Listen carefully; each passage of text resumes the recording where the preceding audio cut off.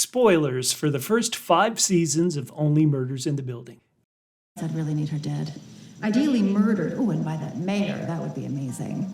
I said multiple times that the Clue Crew would solve who killed Lester. We did. We caught all the clues. I showed this video of the mayor's odd behavior with his finger multiple times. We pointed out the text message autocorrect in our video on episode 8. We said the most likely person to have an affair with Sophia was the mayor. We said the paint on Nikki's coat was from Camilla. We said the freezer burn was from Bash's cryo chamber. We caught all the clues. Now let's review all the Cinda Canning clues before season 6. Remember in Cinda's podcast, All Is Not Okay in Oklahoma, the main suspect was the mayor. Cinda told Poppy it would be great if the mayor killed Becky Butler. Boy, she would love season 5 of this show. And remember, spoiler alert, Cinda is left-handed. Let's solve Only Murders in the Building, season 5, episode 10, The House Always. With the clock ticking, the trio doubles down to bring new and old forces together to bring down a killer, ending in one explosive showdown and the reveals they've been chasing all season long. I spent the season looking for clues, suspects, and red herrings on the hunt to learn who killed Lester, who killed Nicky the Neck, whose finger is it anyway. On this podcast, we'll talk about the dangling mysteries and threads from season 5 that we may never get an answer for. I'll grade all 5 seasons of Only Murders in the Building and declare a winner. We'll review all the facts to know about R.I.P. Cinda Canning. Plus, I'll read your feedback on season 5. In a couple of weeks, I may put out a second video about how to improve the murder mysteries in Only Murders in the Building. They're all pretty good, but I think there are things the show can do to make them even better. Spoilers for the first 5 seasons of Only Murders in the Building. If you haven't seen the first 5 seasons, pause this video, start a group text with Jack, Janet, and Chrissy, and then come back and watch. Use the timestamp below to jump to the topic or subject that you want to listen to and skip past things that you are not interested in. We are wrapping up our coverage of Slow Horses Season 5. If you are interested in After Show podcasts, be sure to check that out. Coming up in 2026, we're going to have Season 6 of Only Murders in the Building, the 2 Game of Thrones shows, A Night of the Seven Kingdoms and House of the Dragon Season 3, maybe The Terror, The Devil, and Silver will ever come back, plus Silo Season 3, and a lot more. Our final credit clue Easter eggs for Season 5. Howard is walking with Lester, plus the pets, Gravy and Sevelin. Look at the roulette wheel moon. Never tell me the odds. In the closing credits, we saw Cinda Canning's new podcast, The Girl with Curls. We saw a Free Flug logo. We got one last look at Positano, Italy. Getting ready for Season 6, Deadline put out an article about the show going to London. Are you excited? Do you want Only Murders in the Building to be international? If this was a travel video, I'd mention that I've been to London at least 4 times, and in my last 2 trips, I've been staying at the Strand Palace Hotel. A normal hotel. I don't think there's anything super special about it, but it's a great location right by Covent Garden. If you're going to see a bunch of shows in the West End, you're right there. It even kind of looks like the Arconia. Members of the Clue Crew in the UK, tell me, where should I be staying when I go to London?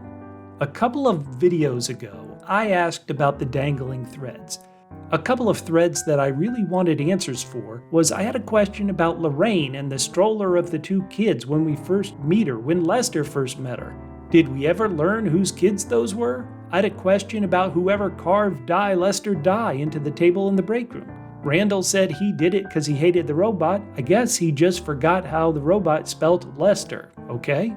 Members of the Clue Crew were arguing in the comments about whether the Nonna was Sophia's mother or whether the Nonna was Nikki's mother. That's how unclear the show has been about it. I'm pretty sure in this final episode it was confirmed she was Sophia's mother, but do you agree? Hey, this show leaves a lot of dangling threads. Let's hear them. In fact, I want to hear about your most frustrating, or maybe you don't care, dangling thread from Season 5. What did the show not answer that you think they should have? Go down in the comments and let me know. And if I have that video in a couple of weeks about what they could do better for the mysteries of Season 6, I'll include your comments.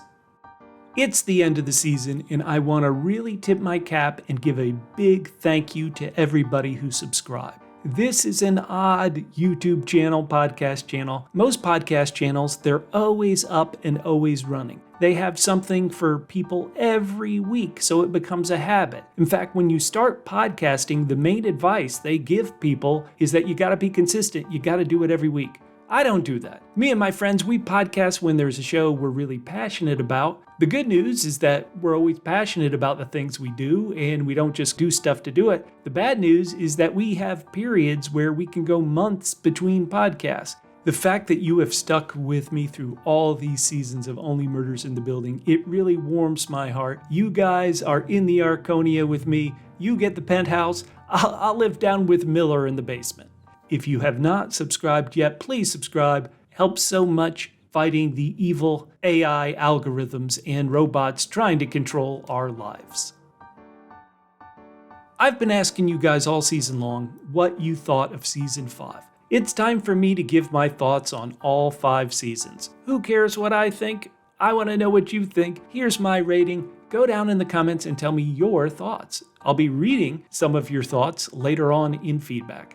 I'm going to grade each season on 2 criteria. The first criteria is how good the mystery was. The second criteria is everything else, the laughs, the thrills, the character developments, and then I'm going to come up with an overall grade and we'll rank them as we go. Season 1. The mystery of Season 1 is a solid B+.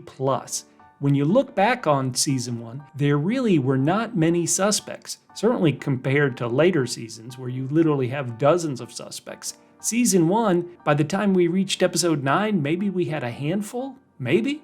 The clues exposing Jan as the killer were there on the screen. If you watched my videos on Season 1, you'll know that my only problem with the mystery, and the reason why it's not an A, is what I consider the cheat out by making Jan behave insane, which is the only way the show could explain her, at times, illogical behavior.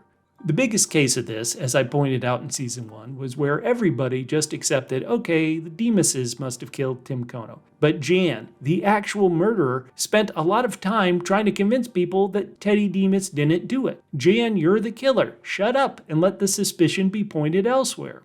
People argue back at me, well, maybe this is almost a Breaking Bad type scenario where the villain wants credit. But Jan wasn't trying to get credit. She was trying to point the finger at Howard. The only way it made sense in some of Jan's other behavior was that Jan was insane. It still annoys me to this day, so that's why I knocked the mystery rating down to a B+. For everything else, Season 1 gets an A+ from me. It was very funny. At times it was suspenseful. Ooh, who's tie-dye guy? The flights of fancy were fanciful, and the special episode, the Theo-focused, no dialogue episode, it was brilliant. So overall, I'm giving Season 1 an A. Let's look at Season 2, and I'm going to be a harsh judge on the mystery and give Season 2 a D. People in the Clue Crew wrote to me in the middle of the season when Poppy was by that sign that said, "Where is Becky Butler?" And people said, "Oh, I bet Poppy is Becky." And I would write back to them and I'd say, "Oh man, that sounds like a fun twist." But of course it has nothing to do with Bunny. We're trying to figure out who killed Bunny. Again, I made the mistake of applying logic. I did in Season 1 where I was like, well, if Jan was the killer, she would have let everybody point the finger at Teddy Demas. Here in Season 2, I kept using logic. I was like, Becky Butler has nothing to do with Bunny. The killer used the secret passageways, so obviously the killer knows about the secret passageways. There were 0 clues that Poppy knew about the secret passageways. Instead, after it was revealed she was the killer, Poppy had one tossed off line where she said, "Ooh, I found out about secret passageways." This is where she somehow found out about them, even though we had many residents who lived in the Arconia for decades who had no ideas. And then there's the infamous savage problem. Oh my God, the mystery was a mess. I'm giving it a D. If you disagree, go down in the comments and tell me why. That said, Season 2 worked in every other area. There were a lot of great laughs. There were very tense scenes. Mabel fleeing Glitter Guy, Lucy hiding from the masked killer, the blackout episode. The other stuff gets an A. So with a D and an A, I'm going to give Season 2 an overall grade of B-.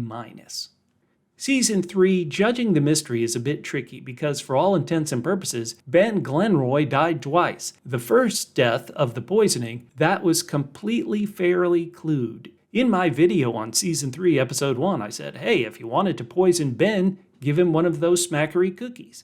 Donna's motive for poisoning Ben was revealed in the second episode. Maybe it was too easy to solve, but the clues were there, we were talking about them.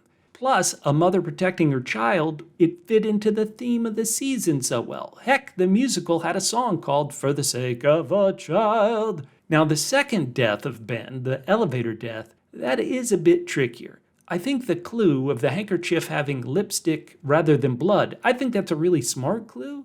Yet I would point out that while we saw Donna kiss Cliff an awful lot, I never noticed Cliff having lipstick on his face where he needed to wipe it off. And outside of the lipstick, really there weren't any other clues pointing at Cliff. And in fact, why would Cliff kill Ben? He was the big star in his play. So you combine the mysteries together. I'll give them a solid B+.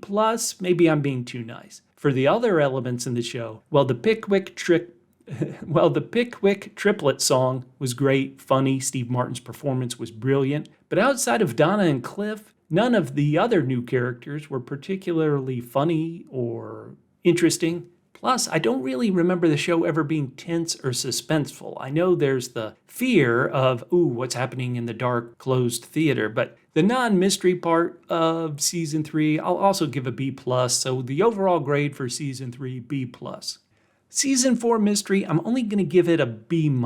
There were possibly too many characters and suspects. The audience didn't learn about Marshall's weird need to be a screenwriter to impress his father until after Marshall had been revealed as the killer. Again, I made the mistake of looking at the mystery logically. I don't care that Marshall was a stuntman. No stuntman in his right mind would walk quickly along the 13th floor ledge of an apartment complex at night. Forget about being spotted by all the people whose apartments he was walking by. Stuntmen are about safety. And maybe you're like, well, Marshall was never safe when he was a stuntman.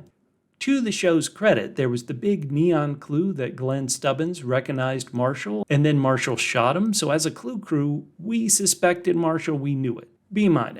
The other parts of Season 4, well, the three Hollywood stars were hilarious, but the split focus on the Westies and Hollywood made the season, to me, feel a bit disjointed. The Westie storyline was convoluted and barely tied into Zaz's killer, rather in a ridiculous way. Unlike Season 1, where the death of Zoe, to me that did tie into the mystery pretty well. The special in-universe cameras episode of Season 4 was cool. Oliver marrying Loretta was great. The I'm watching you moment was wonderfully spooky and tense, even if they never brought up the end podcast note again. I'm going to give the rest of Season 4 a B+. That means an overall grade for Season 4 of just a B. For Season 5, oh boy, this is another tough season to grade. As an audience, as a clue crew, we were able to solve most elements of these Season 5 mysteries. The autocorrect text message, the finger's owner, the white paint, the freezer burn. Yet, you tell me, was there any way to solve that Nicky the Neck fell on the meat cleaver and ended up causing his own death? I don't think you could solve that, so for a murder show, was Nicky even murdered? Seems like a terrible accident, right? For me, this season, again, had too many suspects and too many tangents to keep straight. Season 1, in my opinion, didn't have many suspects, yet the show was almost better for it because they could really focus on everybody. And let's talk about the killer himself, the mayor.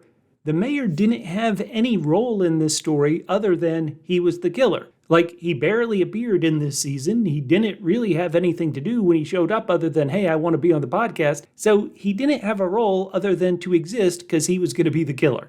And I hate to bring up logic, but why would the mayor try to get the podcast trio to think Bash had killed Nicky the Neck and Lester? Bash's video manipulation was the only thing keeping the mayor out of prison. So why put the focus on Bash, Mayor? That's not logical. Again, I will never make the mistake of ever trying to use logic with this show. Now, let's get to all the other stuff. The Doorman episode 2 of Season 5, that was great. That was wonderful. In the end, Howard connecting with Vinny Cacciamilio, great. Lorraine getting an apartment in the West Tower of the Arconia, great. When the podcast trio were locked in that little side room to the Velvet Room, and they were just amongst themselves, this show is a great hang. We love these characters.